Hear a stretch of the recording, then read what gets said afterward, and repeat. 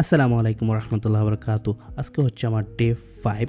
So আজকে আমি মার্কেটে ঢুকলাম। আমি মার্কেট ওভারঅল অ্যানালাইসিস করে যা বুঝতে পারলাম মার্কেট ওভারঅল বুলিশ। সো আমি ট্রাই করব বুলিশে ট্রেড নেওয়ার জন্য, কিন্তু আমি এখানে যে 4475 যে রেজিস্ট্যান্স জোনটা আছে ওটা ড্র করার পর আমি বুঝতে পারলাম যদি এশিয়ান সেশনের লিকুইডিটি নিয়ে ফেলে লন্ডন সেশনে, তখন আমি লন্ডন সেশনে আপনার সেলের জন্য যাব।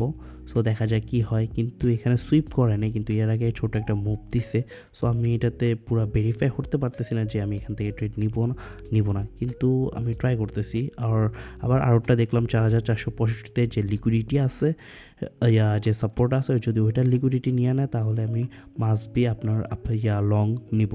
তখন দেখা যাক কি হয়। সো আমরা ট্রেডটা পাইনি, সো ওয়েট করতেছি স্টিল। এখন দেখা যাক কি হয়, আশা করি পাবো ইনশাল্লাহ। সো আলহামদুলিল্লাহ একটা জোন পাইছি। সো ওখানে আমার অ্যাসেলটাও ঠিক আছে। সো ওখান থেকে 4465 দিকে আমরা একটা ট্রেড প্রেস করছি। সো দেখা যাক, এখানে আমি রিয়েল ট্রেডও নিছি, ফান্ডেড অ্যাকাউন্টে নিছি। এখন এগুলোর রেজাল্ট যদি আপনারা জানতে চান তাহলে পার্ট 2 কমেন্ট করেন।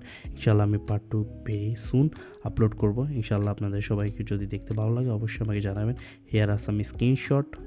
দেখা যাক কি হয়, পার্ট 2তে দেখবেন আপনারা অবশ্যই। এটা হচ্ছে পার্ট 2। এটার ট্রেডটা লজিক ছিল, আপনাদের ওভারঅল মার্কেট ছিল বুলিশ এবং এখানে একটা স্ট্রং সাপোর্ট লেভেল ছিল, নট স্ট্রং, কিন্তু এখানে লিকুইডিটি নিচ্ছে। সো এই জন্য আমি এখানে লং পজিশন নিছি। জাস্ট মার্কেট আমার সাইডে যাইতেছে আলহামদুলিল্লাহ।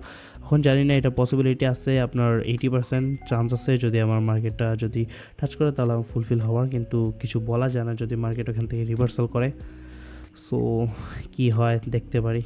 কিন্তু আপনি যদি আসলে প্রফিটেবল ট্রেডার হতে চান বা মার্কেটে টিকে থাকতে চান তাহলে আপনাকে একটা পেয়ার, একটা স্ট্র্যাটেজি, তারপর একটা রিস্ক ম্যানেজমেন্ট, দিনে একটা ট্রেড ফলো করতেই হবে লং টার্মে, তাহলে আপনি টিকে থাকতে পারবেন। টিকে থাকলে আপনি অন্তত কারো 2 বছর লাগে, কারো 3 বছর, কারো 5 বছর, কারো 6 বছর সাকসেস আসবে ইনশাল্লাহ।